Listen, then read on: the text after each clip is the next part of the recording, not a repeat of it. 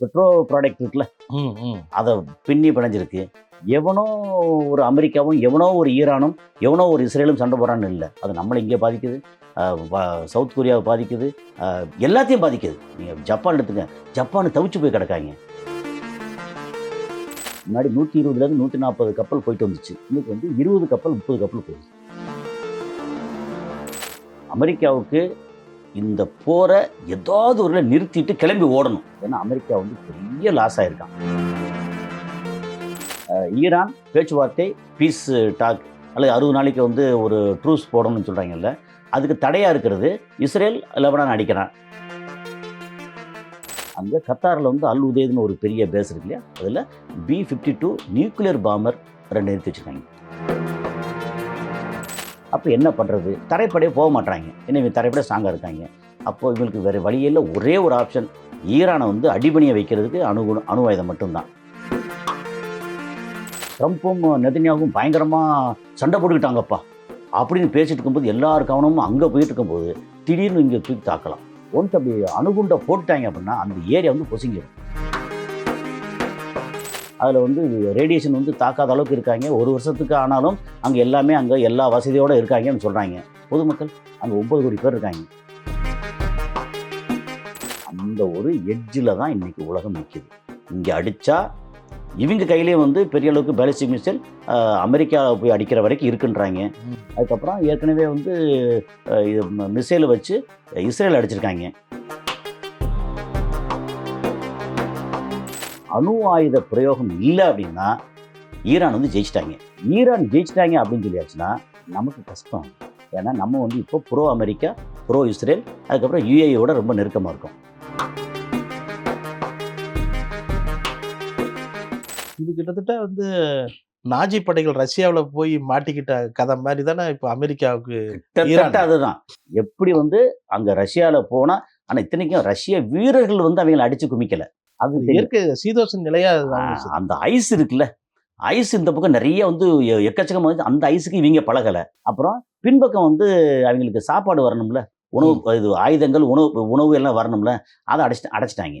சைபீரியா பனியில் விழுந்து பாதி பேர் இறந்துட்டாங்க. ஆமாம், அப்படிங்கிற மாதிரி. அதே மாதிரி இப்போ வந்து இங்கே வந்து மாட்டிக்கிட்டு முழிச்சுக்கிட்டு இருக்காங்க அமெரிக்கா. கிட்டத்தட்ட ஈரானுடைய ரேடாரில் சிக்காமல் நாங்கள் 70 கப்பல்களை அனுப்பிட்டோம் அப்படின்னு அமெரிக்கா தரப்புலேருந்து சொல்லப்படுது. அது எப்படி அவங்க எப்படி அதை இது உண்மைதானா இல்லை அது நடந்திருக்க வாய்ப்பு? அதில் உண்மையும் இருக்குது, பொய்யும் இருக்குது. என்னென்னா சவுதியிலேருந்து UAE-லேருந்து அங்கெல்லாம் கொஞ்சம் கப்பல் வரணும். அதை இவங்க வந்து ஹர்மோஸ் வழியை அலோவ் பண்ணுறாங்க. அதாவது மொத்தத்துக்கு 100% நிறுத்தலை. எது அப்படின்னா இங்கே இஸ்ரேலுக்கு போகிற கப்பல் இருக்குல்ல, அதை வந்து அலோவ் பண்ணுறதில்ல. அமெரிக்காவுக்கு போகிற கப்பல் இருக்குல்ல, அதை அலோவ் பண்ணுறதில்ல. இதுக்கு முன்னாடி ஒன்று நடந்துச்சு. ஒரு 7 கப்பல் 8 கப்பல் வந்து பாகிஸ்தான் கொடியோட வெளியே போச்சு. அதை அலோவ் பண்ணாங்க. அது நேராக போய் அமெரிக்காவுக்கு போச்சு. அதை இப்போ தெரியாமல் இருக்குமா? நமக்கே தெரியுது, இங்கே உட்காந்து நமக்கே தெரியுது. அவன் கண்டுபிடிச்சிருவான், அவனுக்கு தெரியாதா? அதுக்கப்புறம் இன்னொரு இது பாகிஸ்தான் கொடியோடு ஆடிட்டு போச்சு, அடித்து எரிச்சிட்டாங்க. நீ எங்கடா போய் யார்கிட்ட நீ பண்ணிட்டு இருக்க அப்படின்னு. அடுத்து அதாவது எண்ணெய் கப்பல் தான் ஒரு 8 கப்பல் போச்சு. உடனே வந்து அவன் என்ன சொன்னா வந்து, நம்ம ட்ரம்ப் என்ன சொன்னார்னா, அவர் ட்ரூத் சோஷியல் மீடியாவில் அடிக்கடி எல்லாம் போடுவார் இல்லையா, அப்படி சக்ஸஸ்ஃபுல்லாக எங்களுக்கு வந்து ஒரு 8 கப்பல் பாகிஸ்தான் கொடியோடு வந்துச்சு, எங்களுக்கு வந்து சேர்ந்துருச்சு, super, very good Pakistan, very good Iran. Iran வந்து எங்களை அலோவ் பண்ணிட்டாங்க அப்படின்னு சொன்னாங்க. நான் எங்கடா அலோவ் பண்ணேன்? இது வந்து பாகிஸ்தான் கொடியோட போச்சு. அடுத்த முறை வந்து பாகிஸ்தான் கொடியோட வந்தோன்னா போட்டு ஒரு அடிச்சோன்னு தீ பிடிச்சிருச்சு. அவ்வளோதான். இனிமேல் அவனை தொலைச்சி உனக்குன்னு சொல்லி நான் கொடுக்குறேன். அது மாதிரி சவுதி அரேபியாவோட வந்து நல்லுறவு இல்லாட்டாலும் மோசமான உறவு இல்லை ஈரானுக்கு. இன்னைக்கு ஈரான் வந்து சவுதி அரேபியாவோட நெருக்கமாக இருக்காங்க. UAE வந்து சவுதி அரேபியாவோடையும் மோசமாக இருக்காங்க, ஈரானோடையும் மோசமாக இருக்காங்க அப்படிங்கிறது தான். ஆனால் 70 கப்பல் போகிறதுக்கு வாய்ப்பு இல்லை. ஒருவேளை 70 கப்பல் கடந்த 2 மாதத்தில் போயிருக்கலாம். அதெல்லாம் 70 கப்பல் நாங்கள் அதெல்லாம் மீறி போயிருக்கோம் அப்படின்னு சொல்கிறதானே. ஆனால் நிறைய கப்பல் வந்து இவங்களும் அலோவ் பண்ணுறாங்க. அப்படி இந்திய கப்பல் வருதே அலோவ் பண்ண. சில நேரம் இந்திய கப்பல் வந்து அடிக்கிறாங்க. என்னென்னா இந்திய கப்பல் பேரில் வந்து வேறு எங்கேயாவது போகணும் அவங்களுக்கு தெரிஞ்சிருக்கும், அடிக்கிறாங்க. ஆனால் இந்திய கப்பல் போகுது, சைனா கப்பல் போகுது, ரஷ்யா கப்பல் போகுது, அப்புறம் சில அரபு நாட்டு கப்பல்லாம் போகத்தான் செய்யுது. ஆனால் முன்ன மாதிரி பெருசாக போகலை. முன்னாடி 120லேருந்து 140 கப்பல் போயிட்டு வந்துச்சு. இன்றைக்கி வந்து 20 கப்பல் 30 கப்பல் போகுது. அதனால் இவங்க பெருமைப்படுறதுக்கு ஒன்றுமே இல்லை. அவங்க அலோவ் பண்ணுறாங்க. இந்த பக்கம் பூரா கன்னி வெடி அடிச்சிருக்காங்க, கடல் கன்னி வெடி. இந்த பக்கம் வந்து இடத்த வந்து ஃப்ரீயாக விட்டுருக்காங்க. இந்த இடத்த இவன் கண்காணிப்பில் இருக்குது. நீ இந்த பக்கம் போனேன்னா கன்னி வெடியில் சாவ, இந்த பக்கம் வந்தால் நான் என்கிட்ட சொல்லிட்டு என்னன்னு சொல்லி காட்டிட்டு போகணும். காட்டிட்டு போ. நீ காட்ட வந்து நான் வந்து இஸ்ரேலுக்கு போகிறேன் அப்படின்னா, போகாத உள்ளே போ, நிறுத்து அப்படின்னு உள்ளுக்குள்ளே ஏகப்பட்ட கப்பல் நிற்குது பெர்ஷியன் கல்ஃபில். அப்புறம் அப்புறம் இதுக்கு வெளியில் வந்து கல்ஃப் ஆஃப் ஒமான் இருக்குல்ல, அங்கே இவனோட பிளாக்கேஜ் இருக்குல்ல, அதுக்கு பிளாக்கேடை தாண்டி இன்னும் வேறு கப்பல் நிறையா நிற்குது. உள்ளே போக முடியாமல் வர முடியாமல். அப்புறம் கப்பல் கம்பெனிகள்லாம் சொல்லிட்டாங்க, எங்களுக்கு இன்சூரன்ஸ் எல்லாம் ரொம்ப ஹெவியாக போடுறாங்க, கப்பலுக்கு வந்து பாதுகாப்பு இல்லை, அதனால் நாங்கள் வந்து இந்த பக்கம் போகலை அப்படின்னு நிறைய நிறுத்திட்டாங்க. அதனால் ஒரு 20-30 கப்பல் டெய்லி வந்து போக்குவரத்து போய்கிட்டு இருக்கு. அதில் மெஜாரிட்டி யாரோட கப்பல் அப்படின்னா சைனா கப்பல். என்ன வருது என்ன போகுது, இங்கேருந்து நிறைய மருந்து பொருள் போகுது, அங்கேருந்து வெடிபொருள் இருக்கு இல்லையா, அதுக்கான பேசிக் மெட்டீரியல்லாம் போகுது, அது வந்துட்டு போயிட்டு வந்துட்டு தான் இருக்குது. அமெரிக்காவோட பிளாக்கெட் இருக்குல்ல, அதையும் தாண்டி அங்கே போயிட்டு தான் வந்துட்டு தான் இருக்குது. சீனா கப்பல் அடிக்கிறதுக்கு இவன் அமெரிக்காக்காரன் வந்து ரொம்ப யோசிக்கிறாங்க. அடித்தா பிரச்சனை வந்துருமோன்னு யோசிக்கிறாங்க. இப்போ இஸ்ரேல் வந்து லெபனான் மேல வந்து தாக்குதல் நடத்திட்டு இருக்கு. அதனால பேச்சுவார்த்தை நின்ற நேரத்தில் இதுல வந்து தாக்குதல் பண்றாங்க அப்படிங்கிற ஒரு இதுவும் போயிட்டு இருக்கு. அது என்ன உண்மையிலே வந்து இஸ்ரேலுக்கு லெபனானோட தொடர் தாக்குதலுக்கு என்ன எப்படி? ஒரே ஒரு விஷயம்தான், அமெரிக்காவுக்கு இந்த போரை ஏதாவது ஒரு நிறுத்திட்டு கிளம்பி ஓடணும் அமெரிக்காவுக்கு. ஏன்னா அமெரிக்கா வந்து பெரிய லாஸ் ஆயிருக்கான். அதுக்கு வந்து இஸ்ரேல் வந்து விட இஸ்ரேல் என்ன பண்றான்னா, இஸ்ரேலில் வந்து இஸ்ரேலுக்கு பிரச்சனை இல்லை. ஓகே, என்ன பிரச்சனைனா அது ஒரு பக்கம் அடங்கிரும், வேற வழி இல்லை. ஆனால் நெதன்யாவுக்கு பிரச்சனை. நெதன்யாவுக்கு பிரச்சனை 2.5 வருஷத்துக்கு முன்னாடி இருந்தே அவங்களுக்கு என்ன பிரச்சனைனா, பண்ணியிருக்க ஊழல், அதிகார துஷ்பிரயோகம் அப்படின்னு எக்கச்சக்கமான பிரச்சனை வந்து நெதன்யாகு மேலே இருக்குது. அந்த ஆள் வந்து இப்போ அடுத்த எலெக்ஷன் நடந்துச்சுன்னா அந்த ஆள் ஜெயிக்கிறார் தோக்குறாரு, அதுக்கு முன்னாடியே சுப்ரீம் கோர்ட்டில் அந்த ஆளுக்கு வெர்டிக்ட் இது இருக்குது, ஹியரிங் இருக்குது. போக மாட்டார். கேட்டால் போன மாதத்தில் ஏதோ ஒன்று கூப்பிடும்போது நான் இங்கே பிரச்சனை இருக்குது நாங்கள் போகிறேன், அடுத்த மாதம் கூப்பிடும்போது எனக்கு வந்து இது கேன்சர் வந்துருச்சு நான் வந்து ட்ரீட்மெண்ட்டுக்கு போகிறேன் அப்படின்னு திரும்ப திரும்ப ஏதாவது காரணத்தை சொல்லி கோர்ட்டுக்கு போகிறத வந்து தவிர்த்துக்கிட்டே இருக்கிறார். கோர்ட்டுக்கு போயாச்சுன்னா அந்த ஆளுக்கு வந்து தண்டனை ஜெயிலு, அந்த மாதிரி ஒரு எட்ஜில் நிற்கிறாப்புல. அதனால தொடர்ந்து தாக்குதல் இருக்கு. காசால வந்து தாக்குதல் நடத்துறதுக்கு ஒன்றுமே இல்லை. 95% இடத்த பூரா அடிச்சாச்சு, மக்களை நிறையா கொன்னாச்சு. இன்னும் இருக்காங்க மக்கள் வந்து இன்னும் வீதிகளில் கிடக்காங்க. அதாவது மாட மாளிகை கூட கோபுரம் அப்படி இருந்து ஓஹோன்னு இருந்தவங்க பூரா வந்து இன்றைக்கி தெருவில் பிச்சைக்கார மாதிரி இருக்காங்க. அங்கே 2 வருஷமாக இருக்காங்க. அது நிறைய பேர் செத்து போனாங்க, அந்த பிண வாடையில் கூட இருக்காங்க வேறு வழி இல்லாமல். அந்த மாதிரி நிறையா நடந்துட்டுருக்கு. அதை வந்து அப்படியே வந்து இந்த பக்கம் ஹெஸ்புல்லா இருக்காங்க, அவங்கள அடிக்க போகிறான்னு சொல்லிட்டு லெபனானில் அடிச்சுக்கிட்டு இருக்காங்க. அப்படி லெபனானில் அடிக்கும்போது வேறு வழியே இல்லை. ஒரு நேற்றுலேருந்து ஒரு பெரிய தகவல் உங்களுக்கு வந்துகிட்டே இருக்கும். ட்ரம்ப்புக்கும் நெதன்யாவுக்குமான இது என்ன, அதோட கண்டினியூட்டி என்னன்னா, இங்கே வந்து ஈரான் பேச்சுவார்த்தை பீஸ் டாக் அல்லது 60 நாளைக்கு வந்து ஒரு ட்ரூஸ் போடணும்னு சொல்கிறாங்கல்ல, அதுக்கு தடையாக இருக்கிறது இஸ்ரேல் லெபனான் அடிக்கிறான். நீ லெபனானை எப்போ நிறுத்துறியோ அப்போ தான் நான் வந்து அடுத்த கட்டத்தை பேசவே முடியும், அதுக்கு நாங்கள் தயாராக இல்லை அப்படின்ட்டாங்க, ரிஜெக்டட் அப்படின்ட்டாங்க. அப்போ நீ நிறுத்துப்பா அப்படின்னா சரி ஓகே அப்படி நிறுத்தணுமா அப்படின்னு சொல்லிட்டு திரும்ப வந்து வெள்ளை பாஸ்பரஸ் இருக்குல்ல அதை போட்டாங்க. அது என்ன இப்போ உங்களுக்கு தெரியும், ஒட்டம் பூரா எரிஞ்சு மனுஷனை வந்து யாராவது என்ன கொன்றுங்கடான்னு கதற வைக்கும். எரிச்சல் தாங்க. அது வந்து ஒரு 10 பேருக்கு போட்டாங்க அப்படி இல்லை, கிலோமீட்டர் கணக்காக வந்து அது வெடிச்சு விழுந்த நிலத்துக்கு காற்றுல பரவும். அவ்வளோ மோசமான கொடூரமான அது வெள்ளை பாஸ்பரஸை காசாலையும் போட்டாங்க. இப்போ ஏற்கனவே வந்து இங்கே 2வது வாட்டி போட்டிருக்காங்க. இப்போ அது போட்டு பிரச்சனை வந்துருச்சு இல்லையா. இவங்களும் வந்து ஹிஸ்புல்லா வந்து இப்போ முன்னை விட அதிகமான ஆயுதம் வச்சுருக்காங்க, தாக்குறாங்க. இப்போது தாக்குனா இஸ்ரேலில் வந்து வடபகுதியில் பயங்கரமான அடி. ஸோ இந்த மாதிரி சூழலில் திரும்ப திரும்ப அடிக்கிறாங்க. அடிக்கும்போது அங்கே ட்ரம்ப்புக்கு வந்து பெரிய அளவுக்கு சிக்கல் வந்துருச்சு. என்ன சொன்னாலும் கேட்க மாட்டேன், நீ என்ன அப்படின்னா கேட்க முடியாதுன்ற அளவுக்கு இங்கே வந்துட்டாங்க.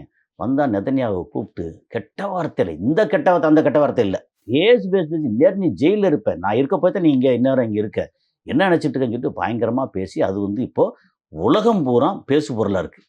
அதில் இன்னொரு வெடிக்ட் வேறு சொல்கிறாங்க, அவங்க 2 பேரும் சேர்ந்து நாடகம் ஆடுறாங்க. கெட்ட வார்த்தை பேசி அவன் வந்து ட்ரம்ப்பு கெட்ட வார்த்தை பேசுகிறது புதுசா? அதானே சவுதியோட மன்னர்லாம் வந்து பேசினார் இல்லையா, அந்த ஆள் கெட்ட வார்த்தை பேசுகிறது புதுசு இல்லை, கெட்ட வார்த்தை எப்போனாலும் பேசிட்டு இருக்காள். ஆனால் நெதன்யாவுக்கு மேலே கெட்ட வார்த்தை பேசுகிறது இருக்குல்ல, அது புதுசாக பார்க்குறாங்க. கெட்ட வார்த்தை பேசி இப்போ வந்து இது முடிஞ்சு போச்சா. ஆனால் ஈரான் வந்து அடித்தே தீரணும், வெறுங்கையோடு திரும்பி ஊருக்கு போக முடியாது. அப்போ அதனால தான் இப்போதைக்கு ஏற்கனவே சொல்லிக்கிட்டு இருக்கேன், அங்கே கத்தாரில் வந்து அல் உதேதுன்னு ஒரு பெரிய பேஸ் இருக்கு இல்லையா, அதில் B-52 நியூக்ளியர் பாம்பர் 2 நிறுத்தி வச்சுருக்காங்க. கடல் வழியே இவங்களை ஜெயிக்க முடியல. இப்போ தான் நம்ம கொசுப்படை இது ராஜப் 27 இதெல்லாம் பேசணும். அது மாதிரி ஃபாஸ்ட் போட்டு அப்புறம் வந்து உள்ளுக்குள்ளே போகிற மாதிரியே மிசைல் வச்சுருக்காங்க. நிறைய மிசைல்ஸு, ட்ரோனு, கப்பல் படை அடிக்கிறதுக்குன்னு நிறையா வச்சுருக்காங்க. கப்பல் படை வழியே வந்து ஈரானை ஜெயிக்க முடியாது. வான்படை வந்துச்சு அப்படின்னா வான்படையில் F-35 எல்லாம் சுட்டுட்டாங்க. இறக்கி அடிச்சிட்டாங்க. அப்போ வான்படையும் வந்து பெரிய அளவுக்கு சக்ஸஸ் இல்லை, முன்ன அளவுக்கு இல்லை. அப்போ என்ன பண்ணுறது? தரைப்படையே போக மாட்றாங்க. ஏன்னா இவங்க தரைப்படை ஸ்ட்ராங்காக இருக்காங்க. அப்போ இவங்களுக்கு வேறு வழியே இல்லை. ஒரே ஒரு ஆப்ஷன், ஈரானை வந்து அடிபணிய வைக்கிறதுக்கு அணு ஆயுதம் மட்டும்தான். அணு ஆயுதம் போட்டால் அவங்களுக்கும் பிரச்சனை வரும்னு சொல்லிகிட்டே இருக்காங்க. அப்படி வருமானு தெரியல. ஆனால் இப்போ சம்மந்தமே இல்லாமல் திடீர்னு வந்து அணுகுண்டு வீசக்கூடிய 2 3 மினிமம் 2 எனக்கு தெரிஞ்சு B-52 நியூக்ளியர் பாம்பர் போட்டு பார்த்தா தெரியும். அதில் அல் உதயது பேஸில் வந்து நிறுத்தி வச்சுருக்காங்க. சம்மந்தம்லாம் இப்போ அங்கே நிறுத்துறாங்க. அல் உதயது ஏர் பேஸுங்கிறது ஈரான்லேருந்து ரொம்ப பக்கம். எதுக்கு இந்த பக்கம் கத்தார், பெர்ஷியன் கல்ஃபு கிராஸ் பண்ணோம்னா அந்த பக்கம் ஈரான். ஓகே, இப்போ நிறுத்தி வச்சுருக்காங்க. இந்த பேச்சுவார்த்தை எல்லார் கவனமும் அப்படியே வந்து இஸ்ரேல் பக்கம், எப்பா ட்ரம்ப்பும் நெதன்யாவும் பயங்கரமாக சண்டை போட்டுக்கிட்டாங்கப்பா அப்படின்னு பேசிட்டு இருக்கும்போது எல்லார் கவனமும் அங்கே போயிட்டு இருக்கும்போது திடீர்னு இங்கே தூக்கி தாக்கலாம். ஒன்ஸ் அப்படி அணுகுண்டை போட்டுட்டாங்க அப்படின்னா அந்த ஏரியா வந்து பொசுங்கிடும். உதாரணத்துக்கு டெஹ்ரான் மேலே போகிறேன், டெஹ்ரானில் தலைவர்கள் எல்லாம் இருக்கான்னு வச்சுக்கங்களேன். டெஹ்ரான் மேலே போகிறான்னு வச்சுக்கோங்க. டெஹ்ரானில் போட்டால் அணுகுண்டு அதோட இது வச்சுருக்காங்கல்ல, அது எவ்வளோ எத்தனை கிலோ வச்சுருக்காங்க, 10 கிலோவா 20 கிலோ என்ரிச்சு அதோட வீரியத்தை பொறுத்து மினிமம் என்ன போகும் அப்படின்னா, ஒரு இடத்துல போட்டால் அது வந்து கிட்டத்தட்ட 15 கிலோமீட்டர் ரேடியஸ், 30 கிலோமீட்டர் டயமீட்டர். நமக்கு ஒரு உதாரணத்துக்கு இப்படி வச்சுக்குவோம்.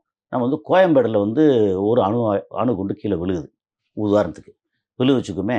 இங்கே போனால் இங்கேருந்து கிட்டத்தட்ட எக்மோரை தாண்டி அங்கே வரைக்கும், இந்த பக்கம் போனீங்கன்னா நீங்கள் வந்து ஸ்ரீபெரும்புதூருக்கு பாதி தூரம் வரைக்கும் சுற்றி அப்படி வச்சுக்கங்களேன்.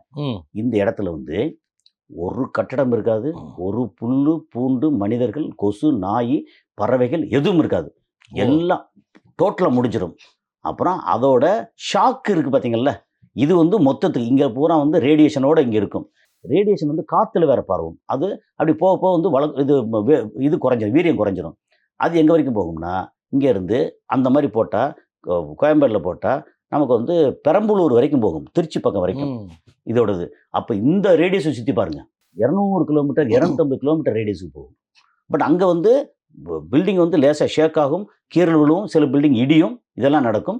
ரேடியேஷன் அங்கிட்டலாம் குறைவாக இருக்கும். இந்த 15-20 கிலோமீட்டருக்குள்ள ரேடியஸ் இருக்குல்ல, அதில் வந்து அடுத்து வந்து ஒரு குறைஞ்சபட்சம் 15 to 20 வருஷத்துக்கு உள்ள ஆட்கள் எந்த பக்கம் போகவே முடியாது. ஏன்னா ரேடியேஷன் அவ்வளோ ஹெவியாக இருக்கும். அப்படியே அது வந்து கொஞ்சம் கொஞ்சமாக வீரியம் குறையிறதுக்கு சில நேரம் 20 வருஷம், சில நேரம் 200 வருஷம். அந்த பக்கம் ஒன்றும் செய்ய முடியாது. அந்த அளவுக்கு வந்து ரொம்ப மோசமானது. அங்கே போட்டாங்கன்னா என்ன நடக்கும் அந்த ஏரியாவில்? டெஹ்ரான், ஏன் நம்ம உதாரணத்துக்கு சொல்கிறோன்னா நமக்கு வந்து பரிச்சயமான இடம், அதுக்காக உதாரணம் சொல்கிறது. இந்த பக்கம் ஒன்றுமே இருக்காது. அப்படின்னா டெஹ்ரானில் போடுறாங்க, அப்புறம் இன்னொரு இஸ்பஹானில் போடுறாங்க, இன்னும் 2 இடத்துல போடுறாங்கன்னு வச்சுக்கங்களேன். 2-3 இடத்துல போடுறாங்க. போட்டால் என்ன நடக்கும்? ஒன்றுமே இருக்காது. அதுவும் அந்த இடத்துல அப்படியே சோழி முடிஞ்சிடும். அதுக்கப்புறம் இவங்க வந்து ஐயோ அம்மா குய்யோம்புன்னு கத்திட்டு என்ன ஆக போகுது? இப்போ தலைவர்களும் பெரிய ஆட்கள்லாம் வந்து இப்போ அண்டர் கிரவுண்டில் இருக்காங்க. அதில் வந்து ரேடியேஷன் வந்து தாக்காத அளவுக்கு இருக்காங்க. 1 வருஷத்துக்கு ஆனாலும் அங்கே அங்கே எல்லா வசதியோடு இருக்காங்கன்னு சொல்கிறாங்க. பொதுமக்கள் அங்கே 9 கோடி பேர் இருக்காங்க. 9 கோடி பேரில் வந்து கிட்டத்தட்ட ஒரு 2-3 கோடி பேர் செத்து போனாங்க ரேடியேஷன். அதுக்கப்புறம் ஒன்றும் பண்ண முடியல, நகரத்துக்குள்ளே வர முடியல, போக முடியல. அப்படின்னா என்ன நடக்கும்? அந்த ஒரு எட்ஜில் தான் இன்றைக்கி உலகம் நிற்கிது. இங்கே அடித்தா இவங்க கையிலேயே வந்து பெரிய அளவுக்கு பேலிஸ்டிக் மிசைல் அமெரிக்கா போய் அடிக்கிற வரைக்கும் இருக்குன்றாங்க. அதுக்கப்புறம் ஏற்கனவே வந்து மிசைலை வச்சு இஸ்ரேல் அடிச்சிருக்காங்க. இந்த இடத்துல இவங்க கையிலேயும் வந்து ஒரு 10-12 குண்டு ரெடியாக இருக்குன்னு வேற சொல்கிறாங்க. இங்கே அடித்தா உடனே அதுவும் கிளம்பி போய் அமெரிக்காவையும் இஸ்ரேலையும் தாக்குன்றாங்க. அப்படி தாக்குச்சு அப்படின்னா அமெரிக்கா திரும்ப எக்ஸ்ட்ரா வருவாங்கல்ல. இந்த மாதிரி ஒரு இக்கட்டான சூழலில் வந்து ஈரான், அமெரிக்கா, இந்த இஸ்ரேல், இந்த போர் இருக்குல்ல, இஸ்ரேல் வந்து அமைதியாகிட்டாங்கன்னா கொஞ்சம் ஒரு மாதிரி நிற்கும் பேச்சுவார்த்தை. ஆனால் என்னென்னா பேச்சுவார்த்தைன்னு சொல்லி நம்ப வச்சு கழுத்து இருப்பாங்க அப்படிங்கிறது தான் அமெரிக்காவோட பின்புலம்.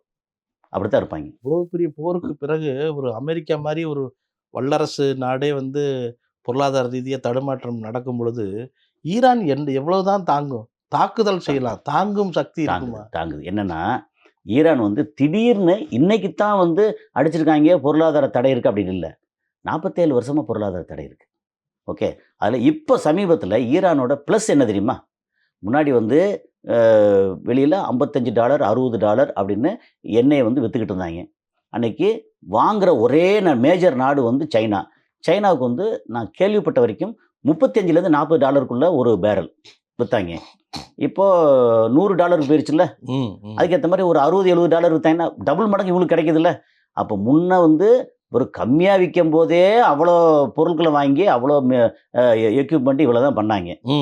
இப்போ வந்து டபுள் ரேட்டுக்கு விற்றாங்கன்னா அவ்வளோ காசு எக்ஸ்ட்ரா கிடைக்குதுல்ல. அது போக இப்போ வந்து இந்த இது ஏற்கனவே சொன்னோம், இந்த மாதிரி ரேடாரை வந்து நிறைய அடிச்சிட்டாங்க. அமெரிக்கா ரேடாரை அடித்ததுனால ஈரானில் வந்து நிறைய மழை பெஞ்சிருச்சு. 22 23 வருஷமா மழையே இல்லை ஈரானில். அது ஏற்கனவே கேள்விப்பட்டிருப்போம். ஆமாம். மழையே இல்லை. இப்போ அங்கே அரபு நாடுகளில் வச்சுருந்த ரேடார் இருக்குல்ல, அந்த ரேடார் கருவிகளை பூரா அடித்த உடனே அந்த ரேடார் கருவி வந்து வெறுமனே என்ன மிசைல் வருது இதுன்னு கண்டுபிடிக்கிறதுக்கு மட்டும் இல்லை, ஈரான் பக்கம் போகக்கூடிய மேகத்தை பூரா கலைக்கிறது அப்படின்னு சொல்லி அது டீட்டெயில் படித்தோம். அது அப்படி அப்படி சொன்னாங்க. எப்படி பார்த்தாலும் மேகத்துக்கு கீழே வந்து நெகட்டிவ் கரண்ட் தானே அது. அங்கே இது வந்து இப்போ லேசர் வந்து அங்கே அவ்வளோ ஹெவியாக அங்கே போய் அடிக்கும்போது மேகம் கலைஞ்சு போயிருதுன்றாங்க. அப்படி 23 வருஷமாக கலைச்சிருக்காங்க மேகத்தை.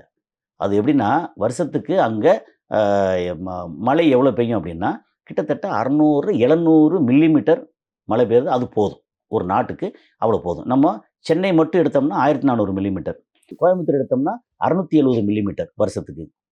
நம்ம ராம்நாடு எடுத்தோம்னா 750-800 மில்லிமீட்டர் வரைக்கும். ராம்நாடு அதிகம், வறட்சியும் அதிகம், அதே மாதிரி மழையும் அதிகம். சென்னை வந்து 1400 மில்லிமீட்டர் வச்சுக்கலேன். அங்கே 650 மில்லிமீட்டர் 700 மில்லிமீட்டர் வரைக்கும் மழை. அதில் 67-70% வந்து கலைச்சி விட்டாங்க, வெறும் 30%. அப்போ என்ன நடக்கும்? வறட்சினா சாதாரண வறட்சி இல்லை, உணவு தட்டுப்பாடு, குடி தண்ணீர் தட்டுப்பாடு அப்படின்னு. இப்போ பார்த்தா பயங்கர மழை, நிறையா ஒரு 7-8 அணையெல்லாம் நிறைஞ்சிருச்சு. இப்போ மழை பெஞ்சிருச்சு நிறைஞ்சிருச்சு அப்படின்னாலே அவனுக்கு வந்து உணவு பஞ்சம் வராது. அந்த மாதிரி சில ப்ளஸ் வந்து ஈரான் தாக்கு பிடிக்கிறாங்க. இப்போ தாக்கு பிடிக்க முடியாது அமெரிக்கா தான். ஏன்னா அமெரிக்காவுக்கு வந்து வருமானம் இல்லை. ஆமாம், நீங்கள் கேட்ட கேள்வியில் அப்படியே ரிவர்ஸில் போயிருங்க. அமெரிக்கா பெரிய நாடு, வல்லரசு நாடு, தாக்கு பிடிச்சிரும்.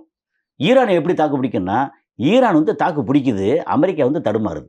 America தடுமாறுறதுனால Israel தடுமாறுறான். ஏன் தெரியுமா? இஸ்ரேலோட மெயின் வருமானம், இஸ்ரேல் வந்து பெரிய பணக்கார நாடு, சாதாரண நாடு இல்லை.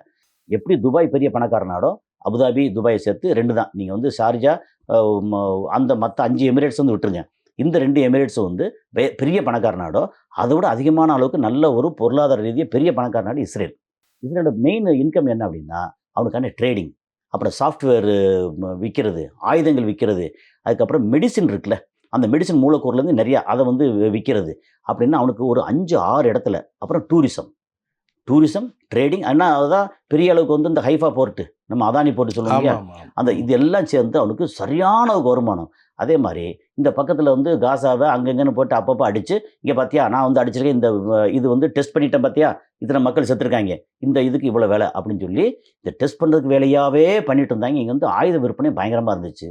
அதுக்கப்புறம் அயன் டோம் மாதிரி வந்து ஏர் டிஃபென்ஸ் சிஸ்டம், அதுக்கு பெரிய விலை. நம்ம இங்கே ரஃபேல் வந்து இங்கே ஃப்ரான்ஸ்லேருந்து வாங்குறோம்னா அதோட அதிகமாக இங்கே இருக்குது, எஃப் சீரிஸ் நிறையா இருக்குது அப்படின்னாங்க. இப்போ எல்லாமே போச்சா? இஸ்ரேலுக்கு வந்து வருமானம் போச்சு, அமெரிக்காவுக்கே வருமானம் போச்சு. அங்கேருந்து வருஷம் எக்கச்சக்கமாக பணம் தரணும், ஆயுதம் தரணும். இப்போ அமெரிக்காவே சட்டியில் ஒன்றும் இல்லை, இங்கே இந்த அகப்பையில் என்ன வரும்? ஒன்றும் இல்லை. இஸ்ரேல் வந்து தடுமாறுறாங்க, அமெரிக்கா தடுமாறுறாங்க, ஈரான் வந்து நல்லா இருக்காங்க கம்பேரிட்டிவ்லி. அதுக்காண்டி போர் வந்து ஒரு கட்டத்தில் வந்து நிற்கணும்ல, அந்த நிற்கலைன்னா மிகப்பெரிய ஒரு எண்ணெய் பாதுகாப்பு, எண்ணெய் பற்றாக்குறை, கேஸ் பற்றாக்குறை, இதெல்லாம் வரும். இது எங்கே வந்து நிற்கும்னு நினைக்கிறீங்களா? இப்போ போர் வந்து சில நேரங்களில் என்ன நடக்குதுன்னா, இப்போ யுக்ரைன் ரஷ்யா போர் ஆரம்பிக்கும் என்ன நினச்சாங்க? ரஷ்யா வந்து ஒரு பிரம்மாண்டமான நாடு, ஒரு வாரம் ஒரு மாதம் அடித்து துவம்சம் பண்ணி நினச்சாங்க. 4 வருஷத்தை தாண்டி இன்னும் போய்கிட்டு இருக்கு. என்ன காரணம்னா ரஷ்யாங்கிறது ஒரு நாடு, யுக்ரைனுங்கிறது 25 நாடு. ஏன்னா அமெரிக்கா, யூரோப்பியன் யூனியன், நேட்டோ இருக்கு இல்லையா, எல்லாம் சேர்ந்து உதவி பண்ணாங்க. பேர் வந்து முன்னாடி யுக்ரைன். அந்த மாதிரி இது வந்து 4 வருஷமாக போயிட்டுருக்கு. ஏன் 4 வருஷமா? 40 நாளில் முடிய வேண்டிய போர் வந்து ஏன் 4 வருஷம் போயிட்டுருக்கு? இடையில பார்த்தா வந்து முக்கியமான இடத்தெல்லாம் பிடிச்சாங்களே, ரஷ்யாவோட இடத்தெல்லாம் பிடிச்சாங்க, அப்புறம் பின்வாங்கிட்டான்னு வச்சுக்கோங்க, பிடிச்சாங்களே. இப்போ சமீபத்தில் பார்த்தா போன வாரத்தில் அங்கே வந்து 6 முக்கியமான ரிஃபைனரி அண்டு பவர் பிளான்ட் அடிச்சிருக்காங்களே. யுக்ரைன்காரன் ரஷ்யாவில் போய் அடிச்சிருக்கானே. அவன் குறி வைக்கிறதெல்லாம் வந்து அங்கேருந்து ஆயில் ஃபீல்டு இது எல்லாத்தையும் அடித்தாங்கன்னா சைனாவுக்கு போகாது, அப்படிங்கிற மாதிரி அடிக்கிறாங்கல்ல. அப்போ அந்தளவுக்கு இத்தனை அடி வாங்கினதுக்கு அப்புறமும் யுக்ரைன் வந்து எப்படி வந்து சமாளிக்கிறான்? அவனுக்கு வந்து அங்கேருந்து ஃபீட் பண்ணுறாங்க அப்படிங்கிறது. சரி, அப்போது போர் வந்து எப்படி நிற்கும்? நீங்கள் வந்து முன்னாடி வந்து சிலுவை போர் கேள்விப்பட்டிருப்பீங்க. ஆமாம். ஓகே, 1095 1291 1300 அப்படின்னு கிட்டத்தட்ட 200 வருஷம். ஓகே, 200 வருஷம் ஒரு போர் நடந்துச்சு. இது வந்து இப்போ தான் ஆரம்பிச்சிருக்கு. ஆனால் என்னன்னா அந்த காலத்தில் 200 வருஷம் போர் வந்து தாங்குச்சு. ஈட்டியாலையும் கத்தியாலையும் இதாலையும் வாளாலையும் வந்து நடத்தப்பட்ட போர். அப்புறம் சாப்பாடு அங்கங்கே கிடைக்கும். என்னத்தையா காய்கனி அது இறைச்சி அப்படின்னு சொல்லி போயிடும். இன்னைக்கு அப்படி இல்லை. நம்மளுடைய வாழ்க்கை வந்து கேஸு, பெட்ரோ ப்ராடக்ட் இருக்குல்ல, ம், ம். அதை பின்னி பிணைஞ்சிருக்கு.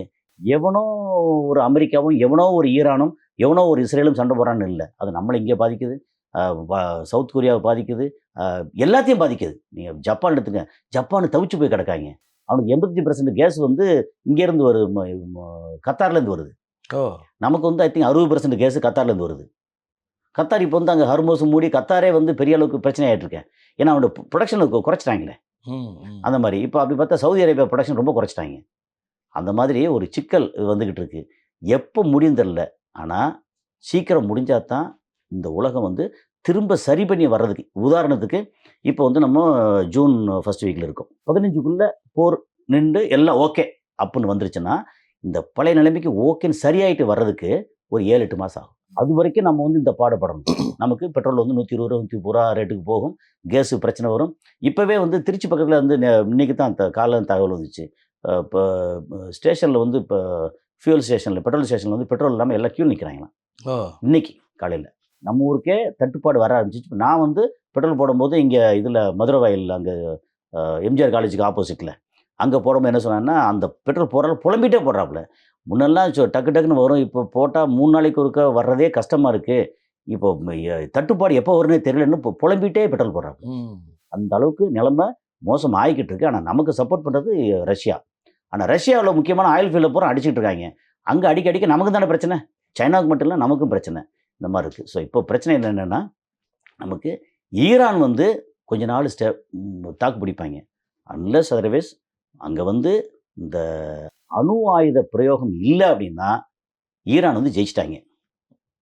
ஓகே, ஈரான் ஜெயிச்சிட்டாங்க அப்படின்னு சொல்லியாச்சுன்னா நமக்கு கஷ்டம் அது.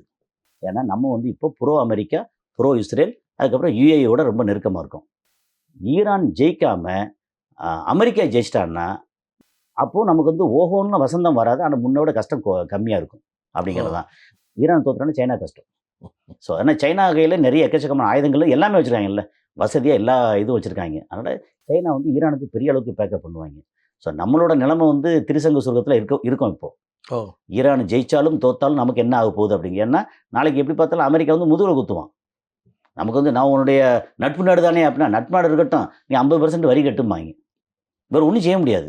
ஸோ இப்போ வந்து எந்த இடத்துல நிற்கிறோம் அப்படின்னா, அடுத்த கட்டமாக அமெரிக்கா எதை கையில் எடுக்க போகிறான். வான் வழியிலையும் பண்ண முடியல, கப்பல் படையும் இல்லை, தரைப்படை வந்து முடியாதுன்னு சொல்லி அந்த சீஃபை வந்து கிட்டத்தட்ட ரிசைன் பண்ணி வச்சுட்டாங்க. ஒரு வழி இல்லை. அவனுக்கு ஒரே ஆப்ஷன் வந்து அணு ஆயுதம் தான். நான் 2 மாதமாக சொல்லிகிட்டு இருக்கேன். கரெக்டாக இப்போது நான் 3-4 நாளைக்கு முன்னாடி வந்து அந்த இதை நிறுத்தி வச்சுருக்காங்க. என்ன செய்ய போகிறாங்கன்னு தெரியல அப்படிங்கிறத இப்போதைக்கு. நல்லது சார். நிறைய விஷயங்களை வந்து அமெரிக்கா, இஸ்ரேல் இணைந்து ஈரானை தாக்குகிற நிறைய விஷயங்களை ஒரு பகிர்ந்து கவலை தான். ஏன்னா நம்ம மக்கள் 1 கோடி பேர் அங்கே இருக்காங்க. ஒரு கவலை தான். அப்புறம் நமக்கு இங்கே பிரச்சனை தானே அப்படிங்கிறது தான். ரொம்ப நன்றி உங்கள் நேரத்துக்கு.